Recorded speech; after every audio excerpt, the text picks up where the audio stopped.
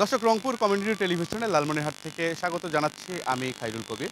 এই মুহূর্তে রয়েছি লালমনিরহাটের প্রাণকেন্দ্র মিশন মোড় গোল চত্বরে। আপনাদেরকে একটি বিষয় জানিয়ে রাখি, আজ কিন্তু লালমনিরহাটের মিশন মোড় গোল চত্বরে পালিত হচ্ছে আন্তর্জাতিক সীসা দূষণ প্রতিরোধ দিবস। আমরা দেখছি কিছুক্ষণ আগে এখানকার স্থানীয় সংগঠন এবং আন্তর্জাতিক দু একটি সংগঠন মিলে আজকে এই সীসা দূষণ প্রতিরোধ সপ্তাহ, অর্থাৎ এই সীসা দূষণ প্রতি বছর অক্টোবর মাসের একটি সপ্তাহ সীসা দূষণ প্রতিরোধ দিবস হিসেবে পালন করা হয়। আমরা একটু কথা বলবো সীসা দূষণ প্রতিরোধ দিবস সম্পর্কে এবং তারা যে সচেতনতা সৃষ্টি করছে এই জন্য আমরা কথা বলবো যে অদম্য যুব সংগঠনের সভাপতি শহীদ। এই বছর 19 অক্টোবর থেকে আগামী আজকে 25শে অক্টোবর পর্যন্ত সারা বিশ্বে পালিত হচ্ছে আন্তর্জাতিক সীসা দূষণ প্রতিরোধ দিবস। তার ধারাবাহিকতায় আমরা লালমনিরহাটে অদম্য যুব সংগঠনের বাস্তবায়নে এবং ইউনিসেফ এবং ইয়ুথনেট গ্লোবালের আয়োজনে এই প্রোগ্রামটি আমরা লালমনিরহাটে বাস্তবায়ন করতেছি। আমাদের উদ্দেশ্য হচ্ছে যে সীসা দূষণ প্রতিরোধ করা, এবং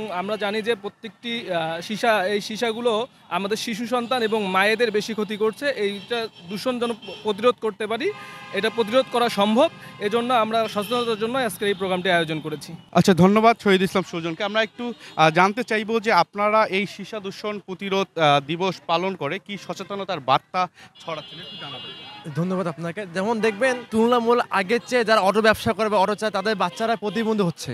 কী কারণে প্রতিবন্ধী হচ্ছে? কারণ সীসা, তাদের ব্যাটারিতে সীসা থাকে, এবং যেসব ব্যাটারি রিফিল করা হয়, যেসব পুরোনো ব্যাটারি দিয়ে নতুন ব্যাটারি নেওয়া হয়, সেখানে যেসব শিশুরা থাকে তারা কিন্তু বেশিরভাগই কিন্তু অ্যাবনর্মাল হয়ে যাচ্ছে। কী কারণে? কারণ সীসা আছে। আপনারা দেখবেন যে এখন গ্রামে গঞ্জে অনেক শিশুরা প্রতিবন্ধী হচ্ছে। কী কারণে? তারা মেলামেলা প্লেটে খাচ্ছে, মেলামেন প্লেটে সীসা আছে, সেই কারণে এরা প্রতিবন্ধী হচ্ছে।